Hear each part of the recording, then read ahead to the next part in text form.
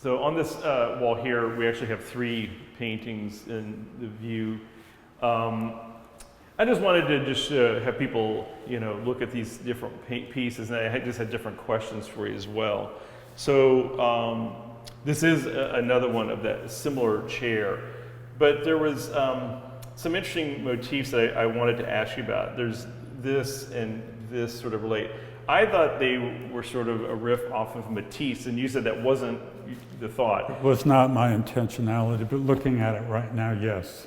Well, see so that's the thing, is a lot of this is subliminal. That's what I wrote, remember, in the essay. They are. Is whether we like it or not, Lichtenstein, Matisse, Stella, all these people, in many ways, these paintings have a lot of icons. Obviously, these religious elements and motifs and representations for higher consciousness are really icons. They are, but my day job is teaching art history survey, and if you do that every day, and I got up, I had to teach an 8 a.m. survey class and commute to the college, and everybody would be half asleep, but there's 100 students in an amphitheater, and you do that over and over, and it goes in. Yeah. And I began to think, well, this is a good time to pull them out. Well, and not even for a professor as much as even just all of us. I think what ends up happening, especially in the art world, these people, whether it be them or their work, they're icons or it's iconic. And unfortunately, and especially if you're art historians like you and I are, by training or just by the way we operate, you're always making associations with things you've always seen in the past. And it's not a bad thing, it just is. I mean, when you see images on a lot of images, like I see thousands of images a day. We all do.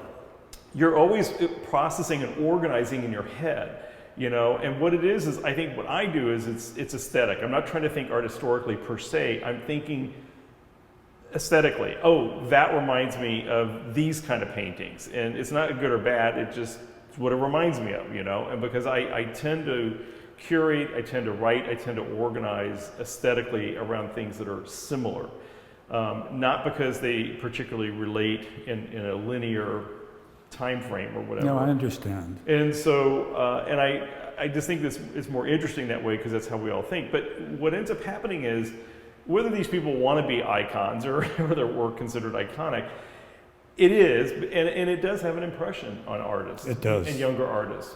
But the way I grew up, we went to this one church and it was extremely austere. There were no icons anywhere. There was no ornamentation. And I remember a friend's father died, and it was a Catholic service. And I walked into this big cathedral, and there were the bells and smells and all of this stuff, and I thought, wow, this is pretty terrific. So that just began a quest, and I've gone to every temple and cathedral I could find wherever I've traveled. Well, that's the thing with, you're talking about the chair, and I think this, and I mentioned this too in the essay, the chair is simply a reminder of the teachings of the Buddha. That is right. And the students' learnings. And so, but that's like everything in most religions. The dietary laws, and also when you're talking about this, like we used to in Catholic schools, smells, bells, and yells. But right. It's those scents, it's the incense, and it reminds you of the services, and that kind of pulls you back to what was the teaching, what was the learning. And so all of these things are they're very effective, and especially the incense and the chants and things like that. You do remember those, and it brings you back to your childhood. It brings you back to those teachings, and that's the whole point of them, right? It is, but I didn't have that. Because of Catholicism versus the fundamentalist. It was fundamentalist Christian, but they didn't believe, Right. Icons were idols. Right. So there were no icons. There were no crucifixes. There was nothing. Right. And so then I just became interested in all of that. I see. It sort of repudiated the way I'd been brought up. Oh, well, this is very enlightening. No pun intended, to the work. But, okay, well, that's very interesting. So they did not how you're raised then in the fundamentalist Christian is those things were taking away from the ideology by reducing the ideas to a representational element. That's right. I got it. Okay. Whereas in Judaism and Christianity, the dietary laws and the incense and the rituals are what remind people of the story and the ideology. And, you know, they're very effective. They work, you know.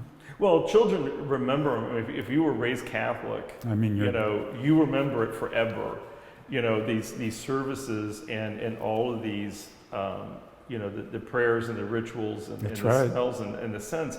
And so I think they're very effective devices. But again, that's why there's different religions. Different people respond to different things, right? You know, even Joe Campbell, who was the great philosopher and teacher of Eastern religions, when he died, he was buried in the Catholic Church.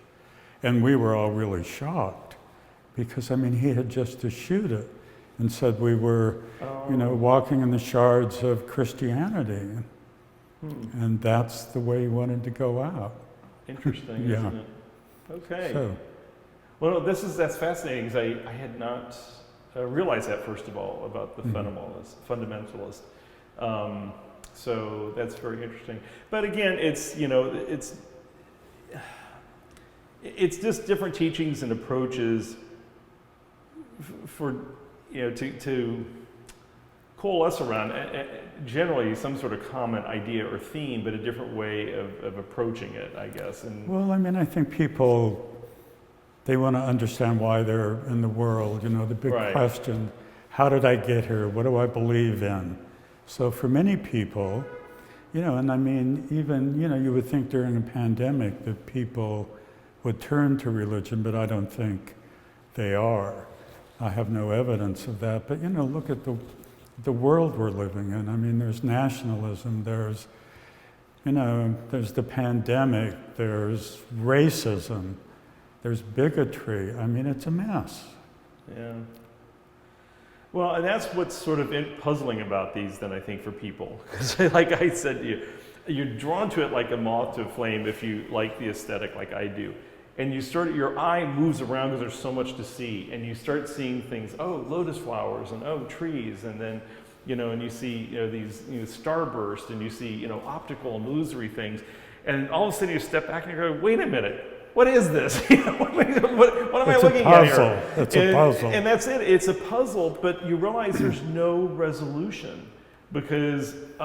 yeah, but is there a resolution to you? Well, and that it makes you then question that. But the other thing, too, is you insert a plenty of question marks. Well, that's, you know... You know, that are very sort of camouflaged in disguise. Yes, I've abstracted the question mark, but I think they all have a question mark.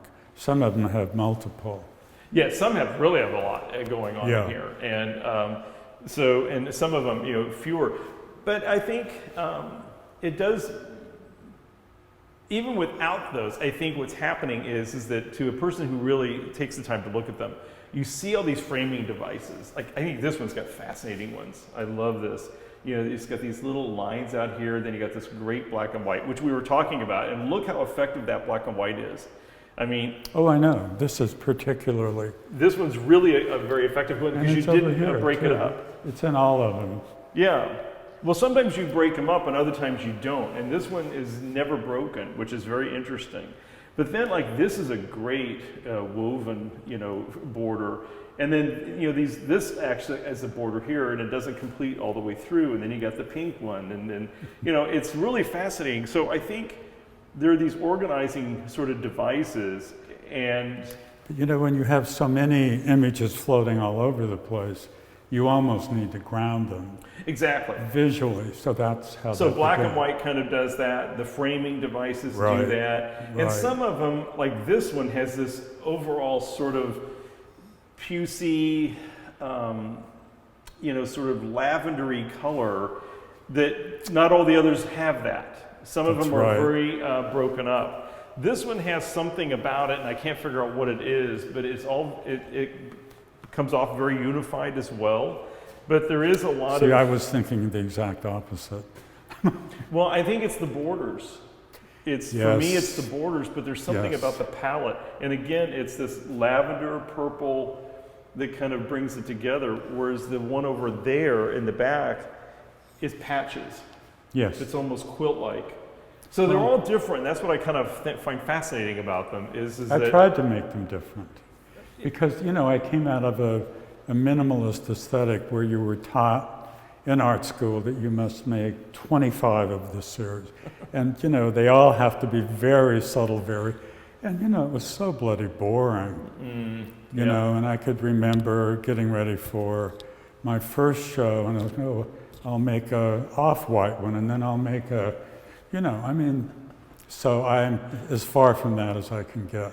Yeah, it's dated bins.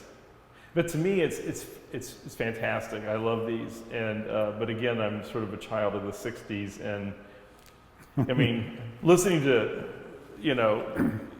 any of the San Francisco bands, I don't care, you name it. Hot well, I know the artists you have shown, and then have heavy water light show going on in the back. That's right. Hog Heaven. That's right. So, of course. I spent many a time in a very darkened room with a fluorescent light and black light posters. We all were there.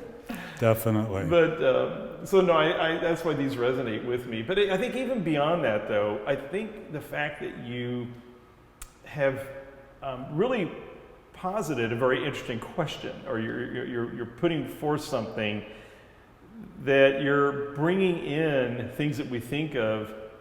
I mean, most people, we all see lotuses, people know that, but if you're not really grounded in Eastern religion and in the third eye and things like that in terms of just teachings around consciousness and meditation and all of that, you know subliminally, this gets back to the whole thing with artists who are icons and their artwork iconic. We know it, we're saturated with it, we don't maybe know a lot about it, the average person, but they sort of recognize it, and it's sort of you recognize them without thinking. And the same thing with these, and that's not. But you're putting it in this context of art history, of the natural world, and just and then things that some people may think are purely decorative and it have nothing to do with Eastern religion. Listen, not everything has to be a metaphor. Exactly. I mean, exactly. Sometimes you just figure, how am I going to make this work? And then you think of the formal concerns, and then you start decorating. But see, in some ways, you're coding to different audiences, right? So the people who are into meditation and are thinking about higher consciousness and what have you, and just sort of the world and this continuum of the world, right? They look at this and they go, oh yeah, this guy must, be really into this as well, because they're recognizing those elements. But then you have art history people who are looking at these things and go, oh, that sort of reminds me of that, and this reminds me of that. Yes. And so what it does is, but at the same time, people are seeing this juxtaposition of different worlds, and that's what makes them step back and go, well, I like it just on the face, but I'm trying to figure out, what the hell does this mean? And that's why I think it kind of gets you win either way. If people say, well, I don't know I understand all the content, but I think it looks nice, and I like it. Yeah, or they it's a little eye-popping for me, but I kind of like what it says. It should raise questions. Yeah, and I think it's very successful in that way. I think Good. so. Good, thank you.